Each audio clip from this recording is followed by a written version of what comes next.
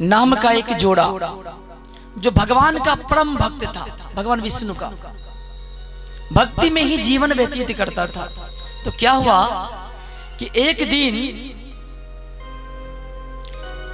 द्रोण और धरा का चर्चा पूरे स्वर्गलोक, पूरे ब्रह्मांड में फैल गया कि जो प्रभु श्री हरि का जो दूत था वो लोग भी कहने लगा कि हे प्रभु, द्रोण और जो धरा है वो आपकी भक्ति में लीन है, उसकी भक्ति का कोई व्याख्या कर ही नहीं सकता। तो भगवान ने कहा ठीक है, क्या किया जाए, तो इसका परीक्षा लिया जाए। तो भगवान ने क्या करा, एक बुजुर्ग व्यक्ति का रूप धारण किया और अपने साथ एक माता और एक पिता को बना लिया बुजुर्ग, और चल दिया। और द्रोण और धरा कहाँ रहता था, तो एक जंगल में अपने गृह को त्याग के एक जंगल में वास करता था जाके, भगवान की भक्ति हीन ना हो जाए इसलिए जंगल में वास करता था।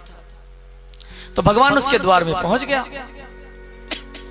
द्रोण महाराज जो था वो भिक्षा मांगने गया था, देवी धरा घर पे थी। अब भगवान पहुंचा और भगवान पहुंचते ही कहा भिक्षाम देहि। देवी धरा घर से बाहर आई, कहा प्रभु बैठ जाइए। पहचान तो है नहीं, फिर भी देवी धरा ने सोचा कि संत का जो है आदर करना जीवन का प्रथम लक्ष्य है, तो उसने बिठाया। तो भगवान ने कहा कि देवी, मैं आपके घर बैठने नहीं आया हूं, तो क्या करने आया हूं, तो मुझे भोजन करवा दो। अगर तुम भोजन करवा दोगी तो जो मेरे वृद्ध माता पिता हैं ये मरने से बच जाएगा, नहीं तो भूख के तरफ से ये मर जाएगा। कहा ठीक है, करवा देती हूं। तो देवी धरा अपने रसोई घर में गई। रसोई घर में जैसे गई तो उसने देखा कि रसोई घर में कुछ भी नहीं था खाने को। अब क्या करे, इधर उधर देखा, उसको कुछ नहीं मिला। तो कह रहा है कि प्रभु आप थोड़ी देर रुक जाइए, मेरे पतिदेव आते ही होंगे, कुछ लेकर के आएंगे तो मैं आपको जलपान करा दूंगी, आपको भोजन करा दूंगी। कहा ठीक है। कुछ देर भगवान बैठे, उसके बाद जब नहीं आया तो भगवान कहता है कि देवी, भोजन करवाना है तो करवाओ, नहीं तो मैं अगला द्वार देखूं। फिर प्रभु से आदर किया उसने। जब प्रभु उठकर जाने लगे तो देवी धरा उसका पैर पकड़ा और बिठा दिया, और दौड़ करके जहां जंगल में वास करती थी उसके पास ही एक सेठ साहूकार का दुकान था, एक बनिया का दुकान जिसमें बहुत सारा सामग्री मिलता था। तो ये पहुंचा, कहा सेठ जी मुझे 1 किलो आटा, 1 पाव गुड़ और थोड़ी सी घी दे दो। कहा ठीक है, दे देता हूं। सेठ जी ने ये तीनों सामग्री तौल दिया। कहा पैसे दे दो। कहता पैसा तो नहीं है मेरे पास। कहा फिर नहीं मिलेगा। कहता है देवी धरा कि देखिए सेठ जी, मेरे जो स्वामी हैं वो प्रतिदिन आपके घर से ही राशन का सामान लेके जाते हैं, शाम को आएगा आपको आके दे देगा। कहता ऐसा नहीं होता है, ना जाने कितने लोग मेरे दुकान में आते जाते रहता है, मैं किससे किससे पैसे मांगूंगा, नहीं मिलेगा। देवी सोच रही है क्या करे।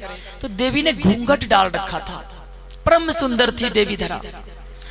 तो घूंघट को जैसे उठाया देवी धरा ने, और उस सेठ जी ने जैसे देवी धरा को देखा, उसके सुंदर स्वरूप को, तो सेठ जी कहता है कि देवी आप 1 किलो गुड़ 1 किलो आटा की बात क्या करते हो, मैं आपकी सुंदरता के लिए पूरे दुकान लुटा दूंगा, आप बोलो क्या चाहिए, लेकिन आप अपनी सुंदरता मुझे एक बार दे दो। देवी ने कहा ठीक है दे दूंगी, मुझे पहले मेरा सामान दो। सेठ जी ने सामान दे दिया। अब क्या करें, अब देवी धरा ने क्या किया, गुड़ को जो काटते हैं उसको क्या बोलते हैं, इतना बड़ा जो होता है नुकीला सा होता है, उसको लिया और अपने दोनों स्तन को काट कर उस सेठ जी के मुंह पे मारा। कहा ले इस मांस के लोथड़े को ले और तू अपनी भूख मिटा ले, इसी का हवस था ना तुझे, ये भूख मिटा और मुझे मेरा सामान दे, मैं जाऊं। देवी धरा के शरीर से निरंतर खून बह रहा है और देवी धरा भागते भागते भागते भागते अपने आश्रम में आई। आकर के उस गुड़ और आटा को बनाया और एक तवे में डालकर रोटी बनाया और रोटी को सेक कर भगवान के आगे परोस दिया। भगवान खा रहा है, सोच रहा है कहीं से लाया होगा। और देवी धरा का इतना खून बह चुका था कि जैसे रसोई में गई चित्त हो गई देवी धरा। अब भगवान सोच रहा है कि 2-3 रोटी दे दिया और कहां चले गई बेचारी धरा। अब भगवान ने जैसे उसके रसोई घर में जाकर के देखा तो भगवान के आंखों से आज आंसू की धारा बहने लगी कि इतना बड़ा त्याग कर दिया देवी धरा ने। एक संत का अपमान न हो उसके लिए अपने उस अंग को त्याग दिया जिस अंग का पान कराकर एक माता अपने शिशु को पालती है। इतना बड़ा त्याग किया है। तभी जो है भगवान ने कहा कि आपने इतना बड़ा त्याग किया, इसीलिए आप जो हैं जब मैं द्वापर में जन्म लूंगा तो मैं जन्म कहीं और लूंगा लेकिन आकर के दूध आपका पीऊंगा। वही देवी धरा, वही राजा द्रोण आज क्या बना? नंद बाबा और यशोदा मैया। इसलिए प्रेम से बोले वृंदावन बिहारी लाल की। देखना किसी बंदगी से कम नहीं, करो मेरा शुक्रिया मेहरबान कि तुम्हें हमने दिल में बसाया है, कि हमने तुम्हें दिल में बसाया है। फिर क्या कहता है कि आप इस तरह से होश उड़ाया न कीजिए, आप इस तरह से होश उड़ाया न कीजिए, यूं बन सवर के सामने आया न कीजिए, यूं बन सवर के सामने आया न कीजिए। फिर क्या कहता है कि भक्त, आइए आप सब भी हमारे साथ जोरदार जयकारे के साथ दोनों हाथ ऊपर करके।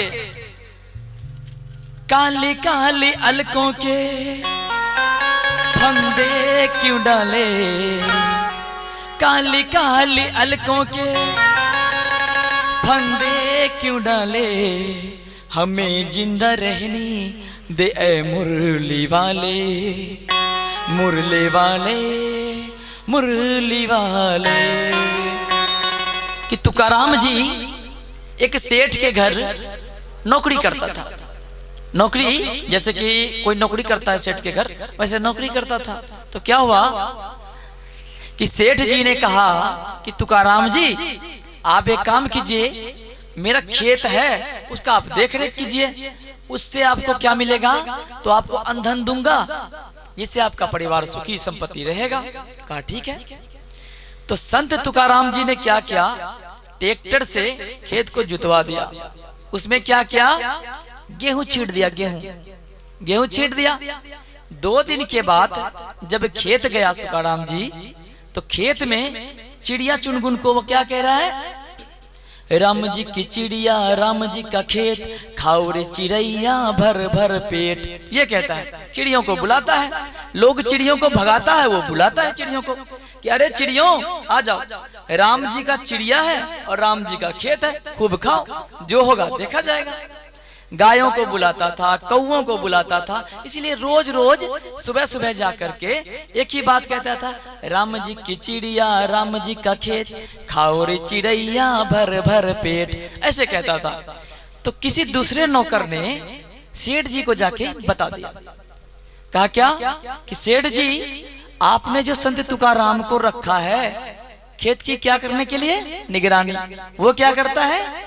राम जी की चिड़िया, राम जी का खेत, खाओ रे चिड़ैया भर भर पेट। इसका मतलब क्या हुआ कि चिड़िया भी राम जी का है और खेत भी राम जी का है, इसलिए खूब खाओ, जो होगा बाद में देखा जाएगा। ये भाव था तुकाराम का। तो सेठ जी ने एक दिन छुप करके देख लिया, सुन लिया, तो जाके कहता है, अरे तुकाराम तू पागल है? कहता क्यों? कहते अरे लोग चिड़ियों को भगाता है, कौओं को भगाता है, गायों को भगाता है, और तू कैसा मूर्ख है जिसको बुला बुला के खिला रहा है। कहता राम जी की चिड़िया, राम जी का खेत, खाओ रे चिड़ैया भर भर पेट। ये क्या बात है?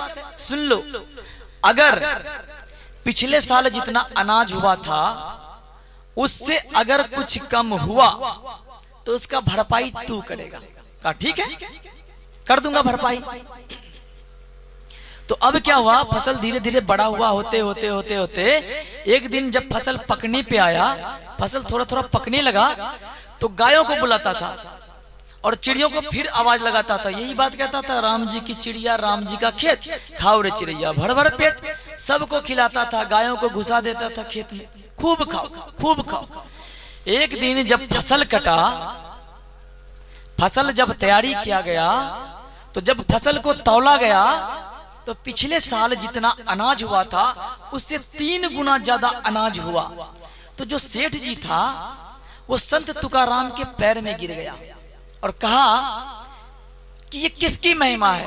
तब संत तुकाराम ने कहा कि ये महिमा सदगुरुदेव स्वामी श्री हरि का है, केवल उसी का महिमा है, क्योंकि राम जी का चिड़िया भी है, राम जी का समस्त जानवर भी है और राम जी का खेत भी है।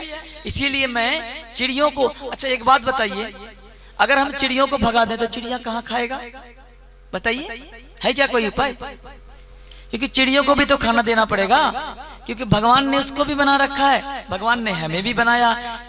फर्क बस इतना है कि खेत हमको दे दिया और पेट हमारे अंदर भी है और चिड़िया के अंदर भी है। इसीलिए संत तुकाराम का ये प्यारा भाव था कि राम जी का चिड़िया, राम जी का खेत, खाओ रे चिड़ैया भर भर पेट। ये था संत तुकाराम जी का भाव।